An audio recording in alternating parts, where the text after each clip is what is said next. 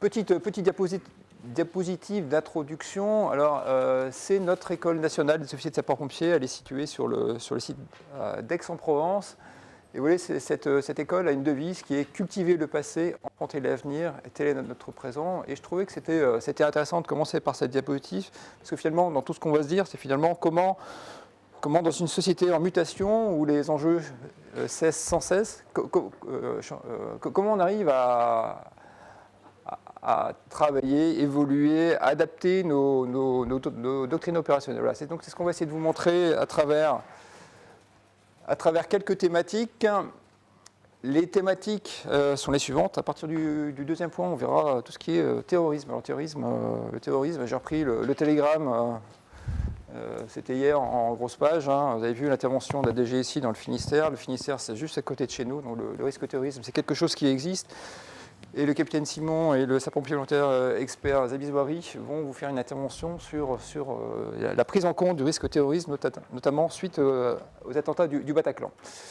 Le capitaine de Roide vous fera une présentation sur tout ce qui est géolocalisation des appels d'urgence. Alors j'ai introduit ma phrase en disant une nécessaire immédiateté dans la précision, parce que forcément, dès lors qu'il y a un appel d'urgence, il faut aller vite dans la réception d'appel. Il faut aussi qu'on sache rapidement où se situe la victime. Voilà, c'est ce qu'il va vous montrer. En dernière partie, si on a un peu de temps, je vous ferai un petit topo sur la captation des images et sur l'apport des images, des vidéos dans notre doctrine opérationnelle, notre gestion opérationnelle des interventions à travers deux exemples. Le premier, c'est l'apport des drones sur des reconnaissances. Alors, on parlait tout à l'heure de changement climatique, de zones inondées. Par exemple, un drone, ça peut nous aider, c'est une reconnaissance de surface importante. Et on a également aujourd'hui, les sapeurs-pompiers, on se dote depuis peu de caméras piétons. Les caméras piétons, c'est les caméras qu'on porte à la poitrine, notamment dans la prévention des agressions, parce qu'on est de plus en plus agressé. Donc voilà, si j'ai un peu de temps, je vous en parlerai. Les deux points précédents sont les plus importants, et je vais juste vous faire un petit point sur qui sont les sapeurs-pompiers, parce que je pense que de façon générale, la population française méconnaît les sapeurs-pompiers. Voilà, donc on est quasiment 250 000 sapeurs-pompiers en France, 250 000 qui se décomposent en 40 000 sapeurs-pompiers professionnels, dont c'est le métier, donc on en fait partie, alors, les deux capitaines et puis moi.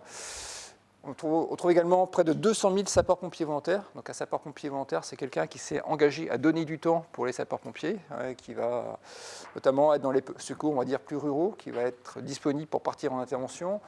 Et dans les sapeurs-pompiers volontaires, on a également des experts. Les experts, ce sont des gens qu'on va les capter ailleurs, parce qu'en intra, on n'a pas la compétence. Et là, voilà, le sapeur-pompier volontaire expert Zabis Bouhari, il fait partie de ces sapeurs-pompiers volontaires. On va trouver également 2700 militaires. Les militaires, on va les trouver sur la brigade des sapeurs-pompiers de Paris, qui traite Paris et la Petite Couronne, donc un département, et puis le bataillon des marins-pompiers de Marseille. On a une profession qui commence à se féminiser aussi. On a dans notre service de santé des médecins, des infirmiers, des pharmaciens, des vétérinaires. On va trouver aussi des personnels de soutien chargés des ressources humaines, ainsi de suite, de la logistique. Et notre vivier, ce sont nos jeunes sapeurs-pompiers. Voilà, il y en a près de 30 000 en France. Voilà, retenez 250 000 sapeurs-pompiers en France, répartis sur tout le territoire. Alors, 2-3 chiffres encore, et puis après, je n'irai pas plus loin. On réalise, vous voyez qu'on réalise pas loin de 5 millions d'interventions par an. 5 millions d'interventions, c'est quand même important. 5 millions d'interventions, ça fait une intervention tous les 6 secondes. Alors, c'est pas 6 minutes, c'est 6 secondes. Notre domaine d'activité, c'est essentiellement le secours à personne. Vous voyez, 4 millions d'interventions pour secours à personne. C'est 80% de notre activité, c'est du secours à personne, que ce soit le secours à personne ou les accidents de circulation, accidents nautiques de façon générale. Domaine de compétences partagées avec d'autres, le SAMU, les ambulanciers privés par exemple. D'autres domaines de compétences exclusifs, finalement, les incendies, on en fait peu. 300 000 interventions, c'est moins de 10% de notre activité. Puis après, on va trouver certaines interventions comme le risque technologie ou les opérations diverses, typiquement opérations diverses, un animal blessé, un ascenseur bloqué. Voilà. 4 millions, près de 5 millions d'interventions, c'est près de 4 millions de victimes auxquelles on va apporter assistance par an, donc c'est important. Et donc voilà, grosso modo, 6% de la population chaque année est concernée par l'activité et l'action des sapeurs-pompiers de France. Voilà. Alors, le premier sujet qui va être traité, c'est le capitaine Jean-Benoît Simon qui va vous le présenter. Alors, je vous présente le capitaine Jean-Benoît Simon. Alors, il a un parcours Militaire, il est passé par la brigade des sapeurs-pompiers de Paris, puis il a intégré donc, le SDIS du Morbihan à travers un détachement d'intégration. Puis le capitaine, il a une petite infidélité aux sapeurs-pompiers, il a fait une parenthèse et un parcours atypique au sein de la direction du renseignement militaire. Voilà. Donc il y a une bonne expertise sur le domaine qui va vous exprimer. Le sapeur-pompier volontaire expert Zabizouari, donc il est chef de la cellule secourisme 3e Prima. Il est référent pour la direction centrale sécurité et défense, donc le DCSD, pour le ministère des Affaires étrangères, pour l'Afrique du Nord et le monde arabe. Donc voilà, il a une grosse connaissance aussi de ce domaine-là. Et je leur passe un micro d'ailleurs, je crois aussi, capitaine. C'est à Martin que je passe. Merci beaucoup, colonel. Bonjour à tous. Donc oui, pour vous parler, moi je suis ici pour vous parler de la prise en compte de l'émergence des nouveaux risques dans le concept des attaques terroristes. C'est un sujet qui est très vaste, sur lequel on pourrait s'étendre pendant des heures et des heures. Là, le time block, c'est 15 minutes. Donc, du coup, on a volontairement réduit le périmètre de cette étude pour en fait s'intéresser à un phénomène particulier qui est vraiment, lui, un risque récent et émergent, qui est l'attentat terroriste dit balistique. Parce que vous verrez, par rapport aux différents attentats qu'on a pu connaître, la nouveauté, c'est l'utilisation d'armes de guerre dans les derniers attentats qui ont été perpétrés. Alors, pour parler de cette émergence et de ce qui change, je vous propose de dérouler le petit plan suivant. Commencer par un petit retour en arrière pour retracer un peu les différents attentats qu'on a pu connaître en France et montrer qu'en fait, on a déjà su, au fil du temps, s'adapter et modifier nos façons d'intervenir. Donc, il y aura 2 exemples. Et puis après, on parlera plus précisément de ce qui change avec le Bataclan. Alors, quand on parle du Bataclan, en fait, c'est de l'ensemble des attentats du 13 novembre. Parce qu'il y a eu la salle de spectacle du Bataclan, mais bien sûr, il y a eu d'autres sites, des terrasses de café, le Stade de France. Voilà. Mais on englobe ça par un petit abus avec le terme générique de Bataclan. Et puis après, ce qui reste à changer, parce qu'il y a toujours des évolutions à apporter et le perfectionnement doit être permanent. Alors, petit retour en arrière. Comme j'ai dit, la France a connu des attentats depuis très très longtemps, différents types d'attentats, des attentats politiques, des attentats terroristes. Ce que j'ai fait pour ce petit focus, c'est juste retenir 2 périodes et pour introduire en fait la notion de vague d'attentats. Parce qu'en fait, c'est ce qui se rapproche le plus de ce qu'on connaît à l'heure actuelle. Là, on va prendre la période donc, de 85 à 86, qui est une vague d'attentats qui ont été perpétrés par le Hezbollah. Et en 95, sur une période plus courte, là c'est quelques mois, donc juillet-octobre, où là c'est le GIA algérien qui était derrière les attentats.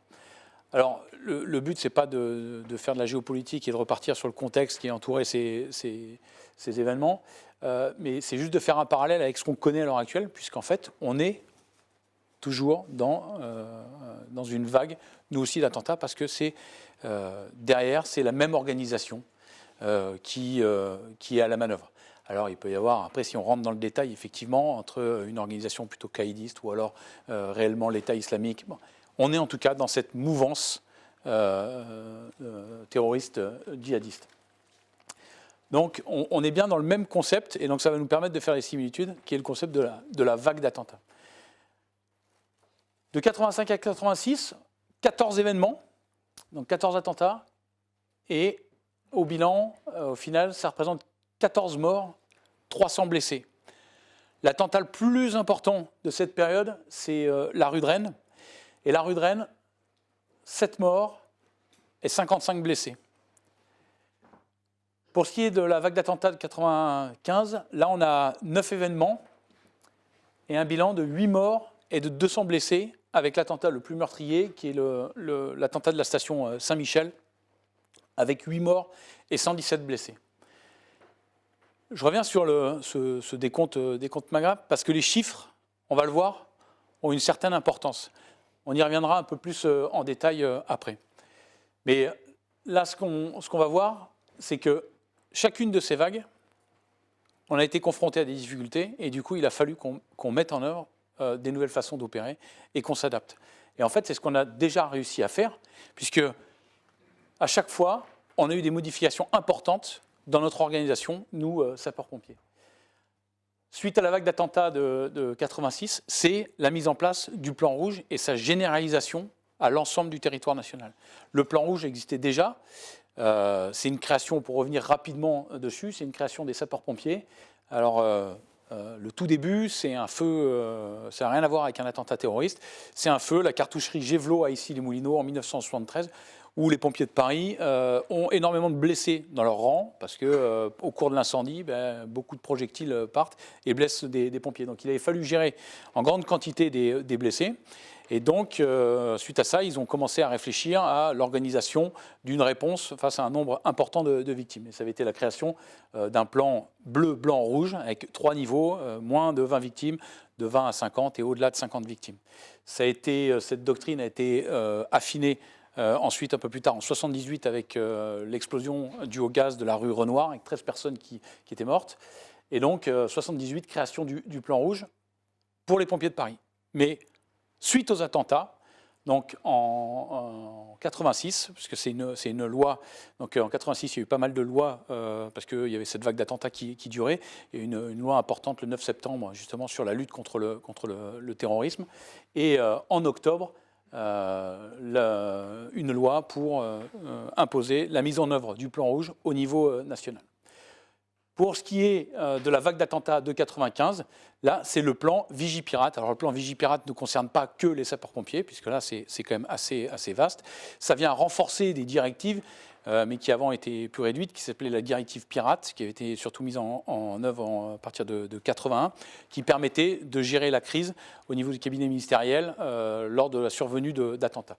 Et donc, le plan Vigipirate, lui, est adopté en 95 et vient renforcer, et notamment graduer le niveau de menace.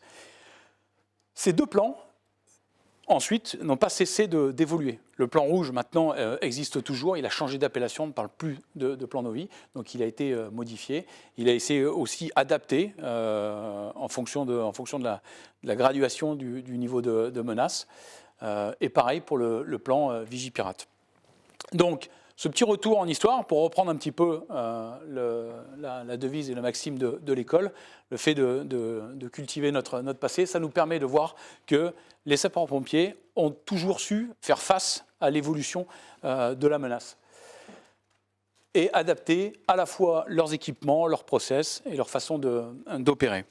Alors du coup, on va s'intéresser de près à ce qui change maintenant avec les attentats du Bataclan, de Paris, 13 novembre. C'est ce fameux concept de tuerie de masse. Parce qu'avant les attentats, c'était plutôt des explosifs qui étaient soit une voiture qui était remplie d'explosifs, qui était garée à proximité, ou une bombe qui était dissimulée dans les endroits. Et effectivement, ça a explosé, ça blessait des gens qui étaient autour. On l'a vu, on est en dessous d'une dizaine de morts pour les attentats les plus importants. Donc ça blessait les gens qui étaient autour, mais surtout suite à une explosion. Et donc c'est des choses qu'on peut arriver à trouver entre guillemets dans le risque courant quand on a des choses similaires avec par exemple une explosion de gaz dans un immeuble. Et donc ça fait des victimes, mais ça n'en faisait pas tant que ça. Là, la grosse différence, c'est qu'effectivement, on cherche à alourdir le bilan. Donc la tuerie de masse, c'est un terme qui au départ est plutôt issu qui nous vient des États-Unis.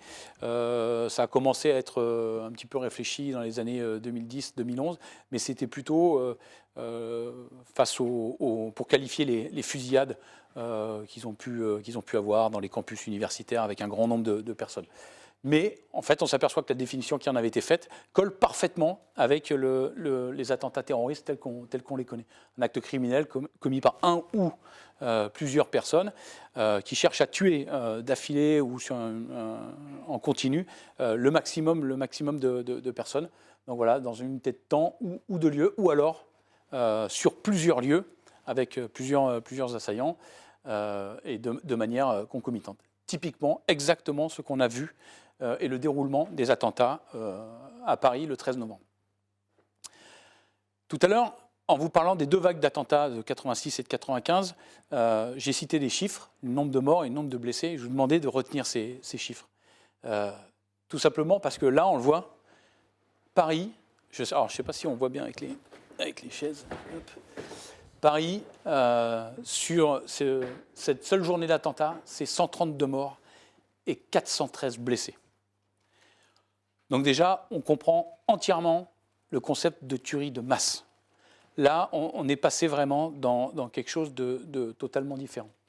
Alors, ce concept, on va le dérouler un peu après. En plus, il ne se fait pas en une seule fois, mais il se fait en plusieurs étapes. Et les nouveaux attentats, il y a d'abord, effectivement, la tuerie, qui peut se dérouler sur un temps relativement court, entre 30 et 90 minutes à peu près, sur les différents événements qu'on a pu évaluer, qui correspond au temps à partir duquel les assaillants sont fixés par les forces de l'ordre. Et donc là, ils arrêtent de bouger, ils ont plus la possibilité d'aller viser d'autres personnes. Et là, en fait, ils vont rentrer dans un deuxième concept, qui est les deux autres phases, mais qui en fait sont assez proches, c'est le retranchement et l'affrontement. Alors le retranchement, ça va être le cas, comme ça a été au Bataclan, avec des otages, mais on peut le voir aussi sans otages, où là, ils vont chercher à avoir une place forte qui va leur permettre réellement de combattre et d'affronter les forces de sécurité intérieures. Et ça, c'est vraiment inscrit dans leur projet et dans le déroulé de leur attentat. Mourir les armes à la main en combattant les forces de sécurité intérieures pour ensuite aller jusqu'à la mort en martyr. Et donc là, on est vraiment dans une démarche qui est assez nouvelle et qu'on ne connaissait pas dans les attentats précédents que la France a eu à vivre. Une autre particularité aussi, qui est dans le concept même de la tuerie, c'est la façon dont on procède. Je l'ai dit dans le périmètre là, de cette présentation, on va s'intéresser à l'attentat dit balistique, donc avec des armes à feu, mais ça rejoint ce qui sera une des conclusions, notre capacité à conserver notre réponse à la surprise, parce qu'en fait, il peut être hyper variable, et on l'a bien vu, puisque l'année suivante, ils n'ont pas utilisé d'armes à feu, mais ils ont utilisé à Nice un véhicule pour commettre leur attentat. Mais là, dans le cadre de l'attentat balistique, qu'on retrouve quand même assez régulièrement, il y a une autre particularité qui vient, c'est l'emploi d'armes de guerre. Ça, c'est quelque chose qui est pareil, assez neuf, assez nouveau, parce que les pompiers, on est évidemment familiarisés, entre guillemets, avec les blessures par arme à feu. On en a, ça peut être de manière accidentelle, ou alors ça peut être dans le cadre, effectivement, de règlement de compte. Voilà. Mais jusqu'à maintenant, on était confronté à des armes de chasse ou à des pistolets. Et les munitions n'ont pas du tout la même vélocité. Et une arme de guerre, là, on passe, c'est la vélocité, la vitesse de sortie des projectiles est quasiment doublée par rapport aux armes de chasse. Du coup, les dégâts et les blessures sont considérables. Et donc là, on a, sur cette planche, on voit un graphique qui représente voilà, le taux de survie, entre guillemets, qui est en train de diminuer au fur et à mesure que le temps s'écoule pour une personne qui est blessée. Et derrière, on voit des pavés qui représentent les zones d'action. La partie sauvetage au combat, ensuite la partie MEDEVAC et la partie chirurgie. En fait, quand on regarde ces termes, sauvetage au combat, MEDEVAC, on est très clairement dans un langage militaire. Et ça, c'est des informations qui nous viennent du milieu militaire. Bon, alors la médecine de catastrophe a souvent progressé grâce à la médecine de guerre. Et bien là, c'est pas nouveau non plus. On a été chercher l'expertise chez les militaires. Et en fait, ce qui en ressort, c'est que on est clairement dans ce qu'on appelle le concept de la golden hour. On a 1 heure pour stabiliser une personne. Quand on dit 1 heure pour stabiliser une personne, c'est le concept du damage control qui vont derrière. C'est qu'en fait, le but, ce n'est pas 1 heure pour soigner la personne ou pour la sauver. C'est, dans cette heure, il faut qu'on arrive à la stabiliser juste pour lui permettre de survivre, pour aller jusqu'à l'étape suivante, l'accès aux soins sur une plateforme, sur un plateau chirurgical pour la sauver. Voilà. Mais donc, on a 1 heure. À partir du moment où une personne est blessée par balle, très rapidement et de manière assez générale, on peut dire qu'on a 1 heure pour la sauver. Donc là, le compteur est en place. Alors dans l'absolu, si on pouvait directement se diriger vers les personnes, on se dit qu'on arriverait à en sauver un bon nombre. Mais il ne faut pas oublier que derrière, on a les deux phases suivantes de l'attentat, le retranchement et l'affrontement. Le problème, c'est qu'à partir du moment où les terroristes se mettent dans ce mode-là, eh ben, en fait, ils continuent à appliquer des feux sur, entre guillemets, leurs ennemis, nous, les cibles. Et donc, du coup, on ne peut pas, nous, sapeurs-pompiers, on ne peut pas accéder aux victimes. On ne peut pas aller chercher les victimes. Parce qu'on n'a pas de... Nous, on a juste des vêtements qui, effectivement, ont des bandes réfléchissantes, mais ça s'arrête là. Donc, du coup, on est piégé, coincé. Et donc là, il a fallu qu'on réinvente notre concept. Parce que notre plan rouge, ben, il ne suffisait pas. Parce que notre plan rouge, effectivement, on a des petites norias, des grandes norias. Donc des petites norias pour aller chercher, récupérer les victimes. Et les grandes norias, ensuite, après les avoir fait transiter par un poste médical avancé, eh ben, on les dirige vers le milieu hospitalier. Et ça, on ne pouvait plus le faire. Donc il a fallu qu'on réfléchisse autrement. Mais là, on s'est très clairement aperçu que ça ne pouvait plus être nous, pompiers, à la manœuvre. Parce qu'on n'est plus dans notre cœur de métier. Là, on est sur une zone de guerre, on est sur une zone de combat. Et donc, a émergé très rapidement le concept de force menante et de force concurrente. Il y en a qui doivent prendre le lead dessus. Ben, ce n'est pas nous, c'est les gens dont c'est le métier, c'est les forces de sécurité intérieure. Et donc, la sécurisation de la zone, elle est très clairement placée sous l'autorité et sous le commandement des opérations de police et de gendarmerie, le COPG. Donc, c'est eux qui vont être les patrons de cette action contre la réduction du dernier bastion, du retranchement des derniers terroristes. Et c'est eux qui pourront nous dire « Ok, vous pouvez aller jusque-là, récupérer les victimes ». Alors par contre, pompiers, on a quand même nos devises, hein, sauver ou périr, donc on n'allait pas non plus attendre et patienter jusqu'à ce qu'on dise « C'est bon, la zone est entièrement sécurisée ». Voilà. On accepte effectivement de prendre des risques. À partir du moment où on les mesure, on les contrôle et on fait tout pour essayer de les réduire. Et donc ça a été fait, notamment en changeant nos techniques et notre matériel. Là, c'est très clairement, on a quitté nos tuyaux et là, on enfile des protections balistiques. Donc ça, c'est au départ plutôt des équipements qui sont réservés aux militaires ou aux forces de sécurité intérieure et qu'on a été obligé de prendre et puis de mettre en place dans nos unités pour être capable d'aller chercher quand même le maximum de victimes dans les plus brefs délais. Parce qu'on l'a vu, les blessures nous imposent d'aller vite. Si on ne va pas vite, on n'arrivera pas à sauver les gens. Donc voilà, donc on s'est équipé. Mais alors chez nous, ça a été un changement total de culture. Le pompier qui va pour sauver, et on était très loin de l'image d'aller faire la guerre. Et en fait, quand on revêt ce genre de technique, on est très clairement, de tenue, on est très clairement directement dans une zone de guerre. Voilà. Donc ce concept de force menante et de force concurrente, il a fallu bien le structurer, bien le définir et savoir qui fait quoi. Bon, ça a donné l'objet d'un plan qui nous permet de définir un certain nombre de zones. Alors on va pas, l'objet, c'est pas vraiment de rentrer dans les détails, mais on a une grande zone verte qui est bouclée. On voit des policiers qui sont tout autour. Voilà, un périmètre de sécurité qui entoure l'ensemble de la zone.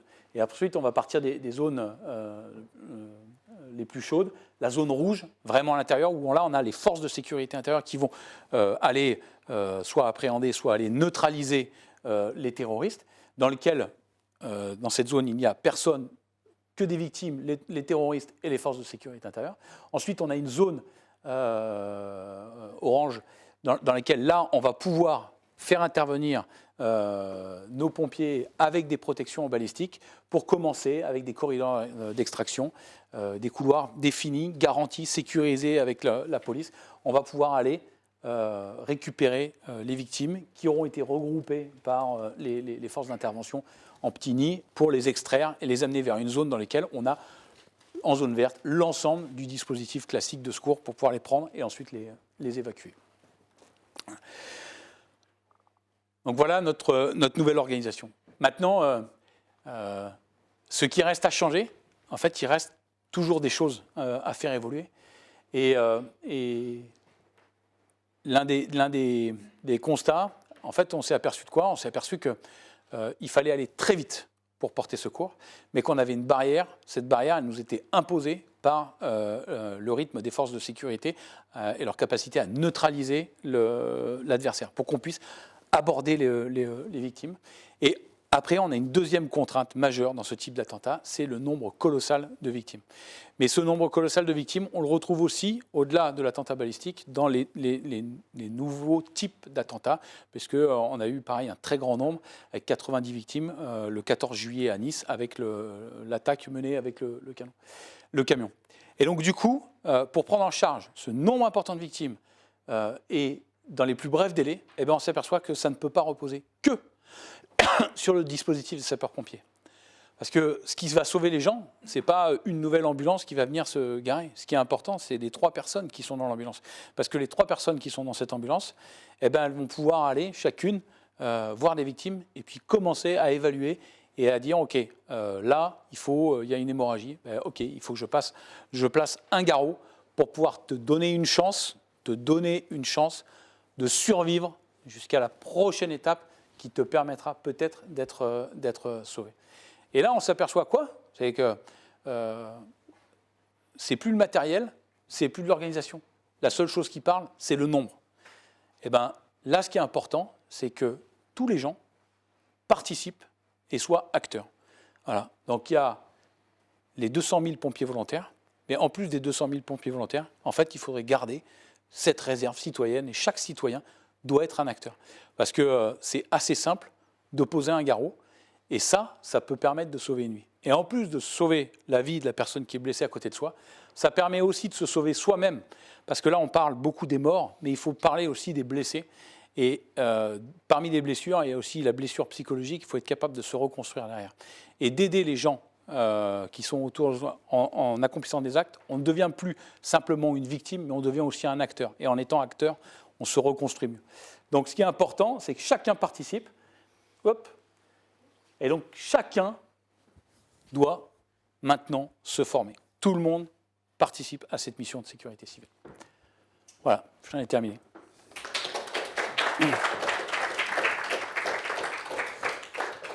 Je vous présente le capitaine Martin Deroy, il est commandant des systèmes d'information et de communication dans le département du Morbihan, c'est un arrêté préfectoral. Il est co-développeur d'une application nationale de géolocalisation des appelants. Et à ce titre, il travaille avec l'Agence nationale numérique de la sécurité civile. Capitaine, c'est à vous. Merci mon colonel, bonjour à toutes et à tous. Alors effectivement, mon collègue vous a présenté un peu les conditions défavorables dans lesquelles il a fallu qu'on s'adapte. On va changer un peu de registre, hein, on va être un petit peu moins dans les défis de sécurité, quoique, puisque le colonel vous a montré en préambule l'évolution du nombre d'appels d'urgence d'année en année, donc, qui augmente considérablement, plus une société qui se modernise avec donc, des outils, des nouvelles technologies mises à disposition du grand public. Donc, il fallait, pour nous, c'était quand même quelque part un défi auquel il fallait, dans lequel on devait, si vous voulez, s'adapter. Donc l'intervention en 2 temps, bon, très rapidement un petit focus sur les numéros d'urgence, puisque là on a parlé des conditions dans lesquelles on intervenait, mais pour intervenir, on a tous bien compris qu'il fallait d'abord qu'on sache où fallait intervenir. Et ça c'est une problématique au quotidien de nos opérateurs, de savoir où se situe la victime et où il faut engager les secours. Quand on avait en introduction la notion de précision, vous verrez que dans certains cas, c'est très important qu'on sache précisément, je prends le cas d'une autoroute, typiquement, le sens de circulation, si on engage les secours du mauvais côté, on va perdre un temps considérable pour leur faire demi-tour et gagner l'intervention.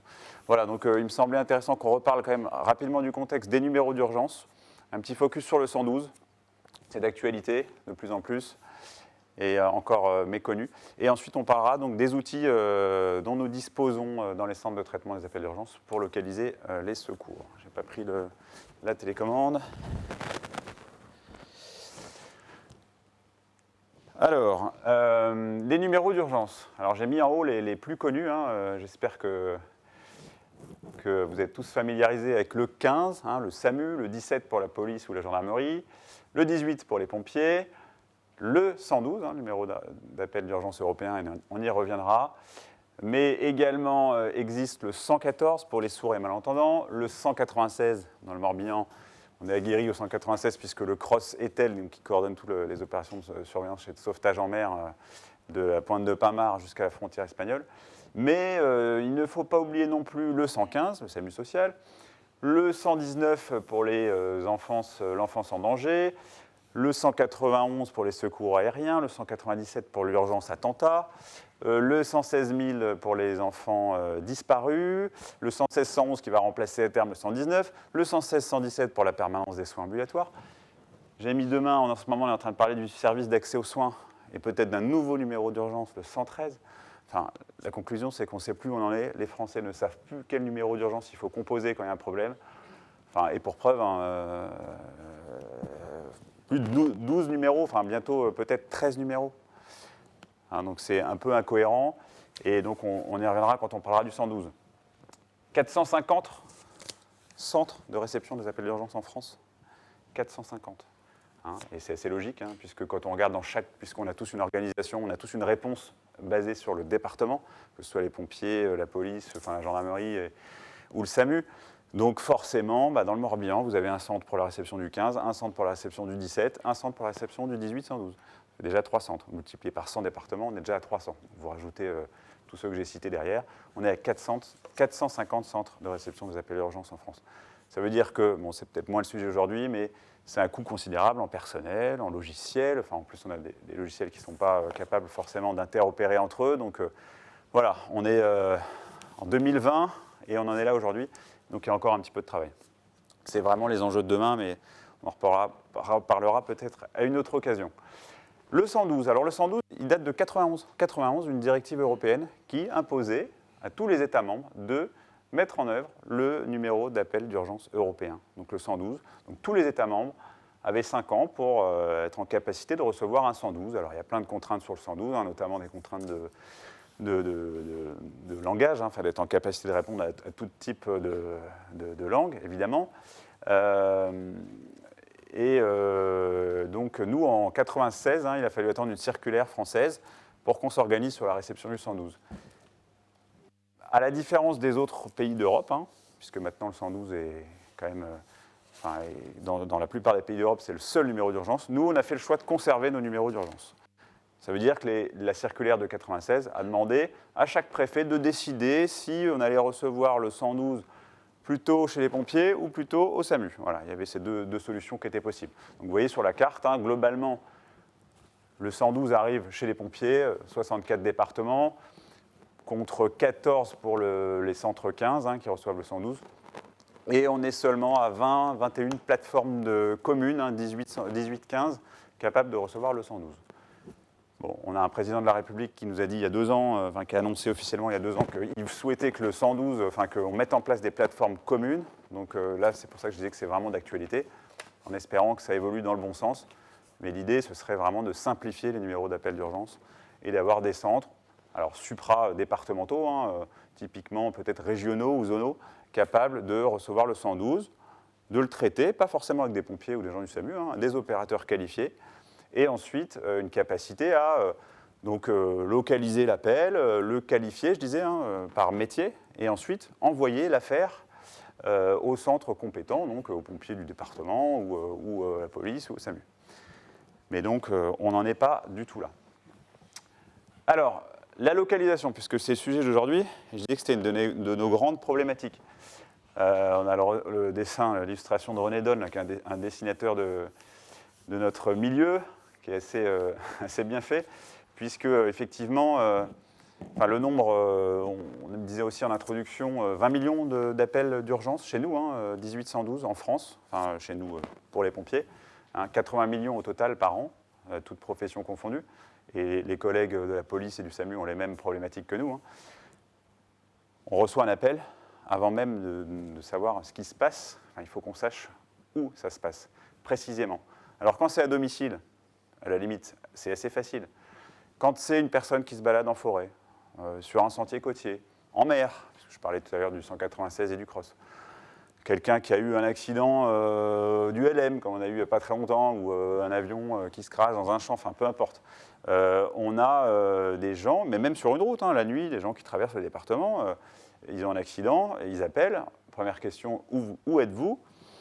Eh ben, je suis sur la route, je viens de Brest, je vais, enfin, je ne sais pas, peu importe, mais je ne sais pas sur quelle route je me trouve. Alors si je suis sur une 4 voies, c'est assez facile, on a des bornes kilométriques hein, et des points repères tous les 100 mètres.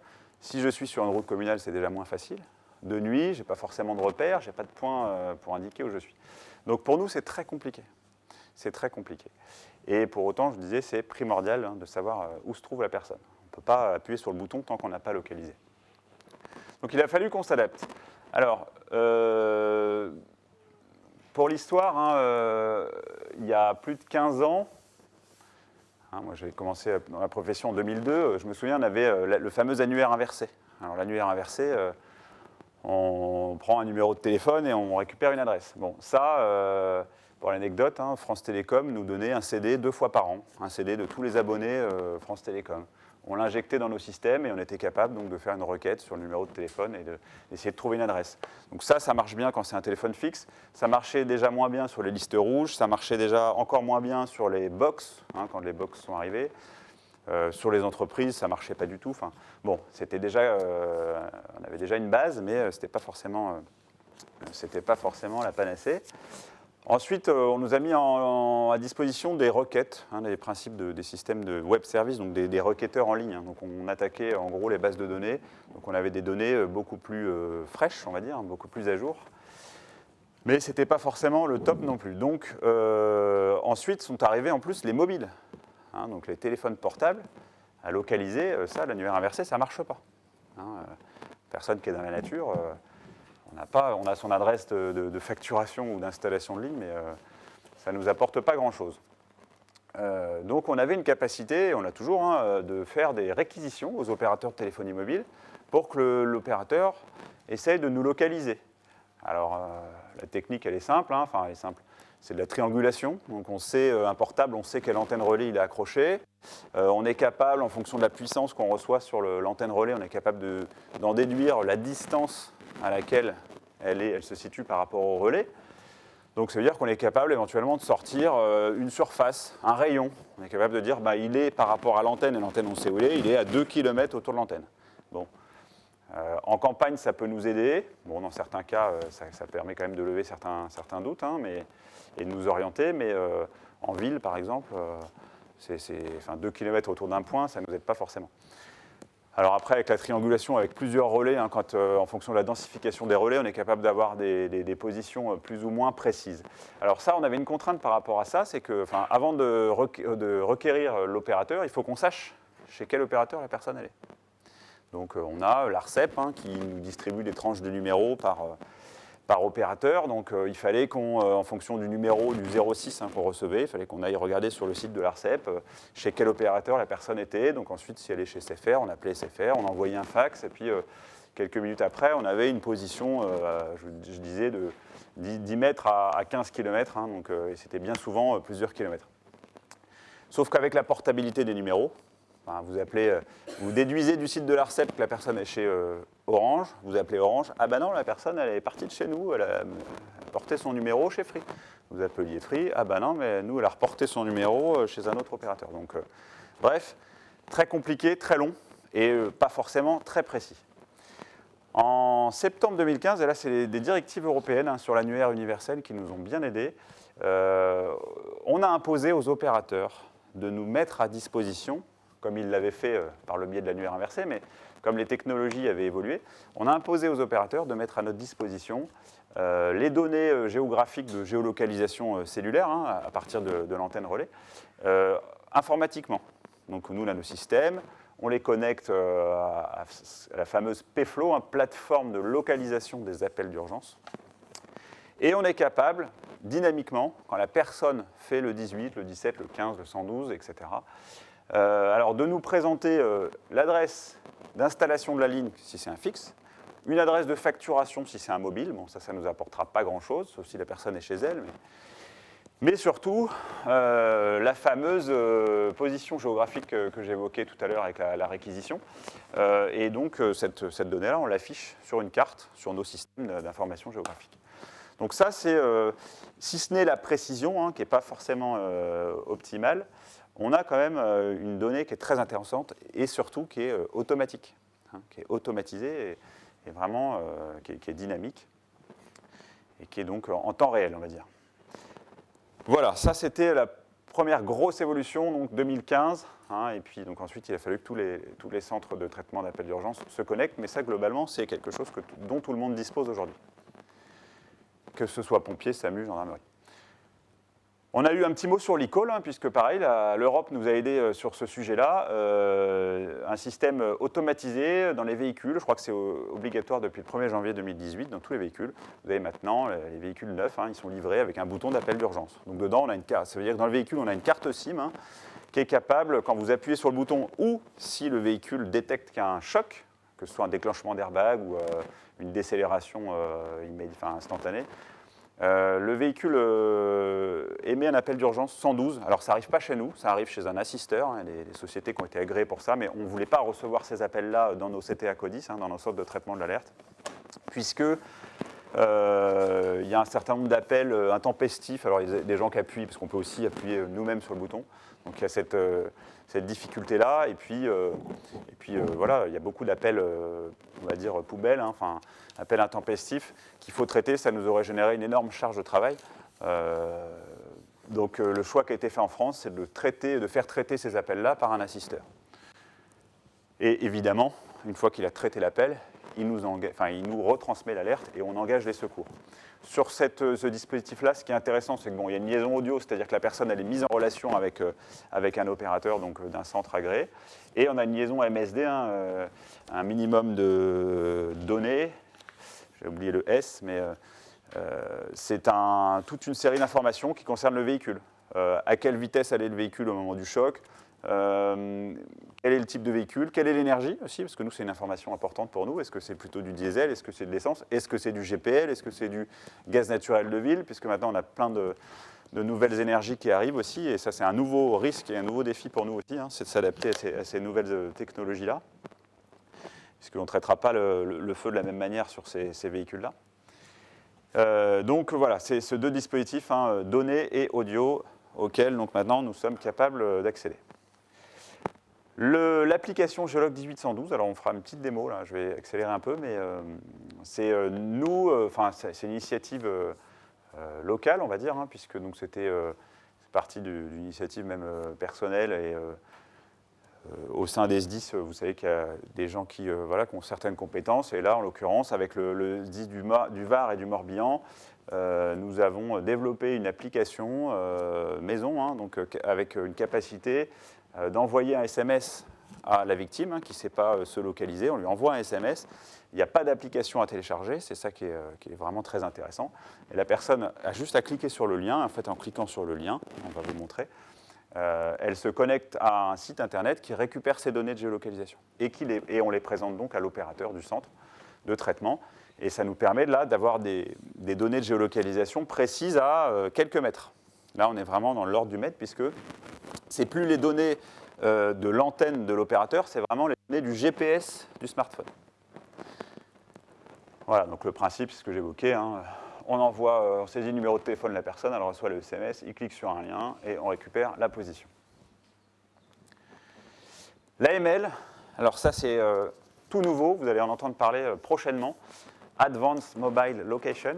Donc ça c'est un principe, c'est une technologie qui a été proposée et développée par Google, donc sur les téléphones Android, et ça va venir, c'est en cours sur Apple et ce sera repris ensuite par les autres fournisseurs de systèmes d'exploitation.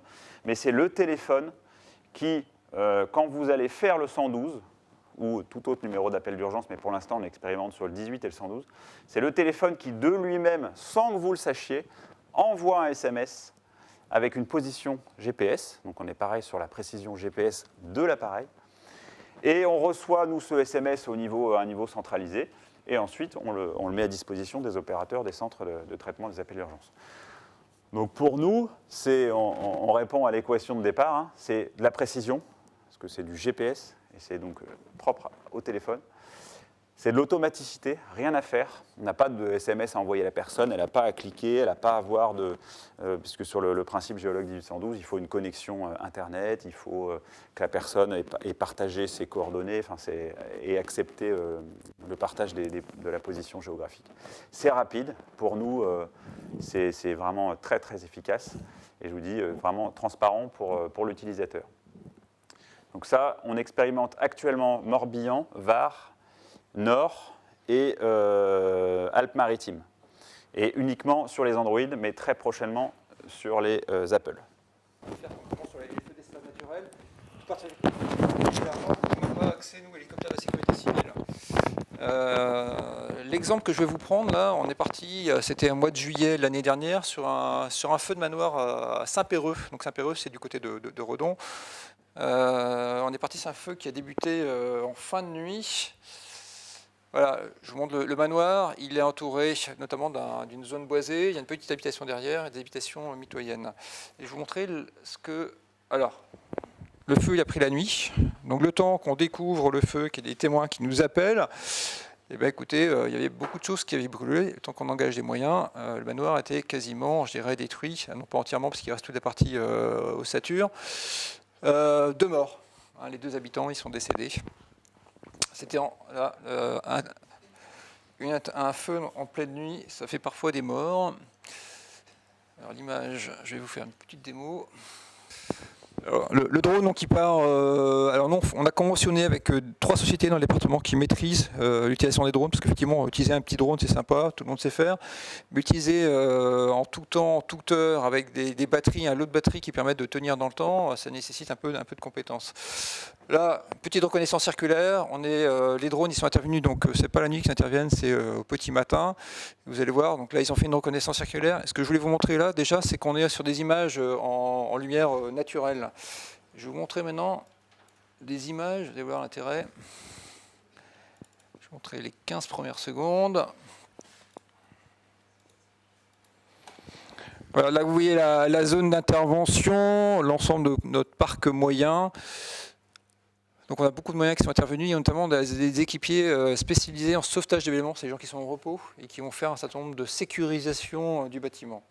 Ça c'est pour vous montrer la zone d'intervention. Et je vais vous montrer maintenant les images. Alors, les images que je voulais vous montrer, c'est des images en fait, qui sont faites en caméra infrarouge. Et du coup, je les ai que sur ce deuxième film. Et on voit en fait, même si on a l'impression que le feu est éteint, on voit en fait les différents foyers qui peuvent rester. Et ça peut nous aider à faire une recherche de personnes, par exemple, pour regarder quels sont les différents foyers qui restent à traiter, sans forcément exposer des personnes. Vous avez vu qu'il ne restait que la partie, les façades, les parties murs, pignons. Et parfois, c'est dangereux d'exposer des sapeurs-pompiers. Voilà, l'apport des drones, ça peut être ça. Bon.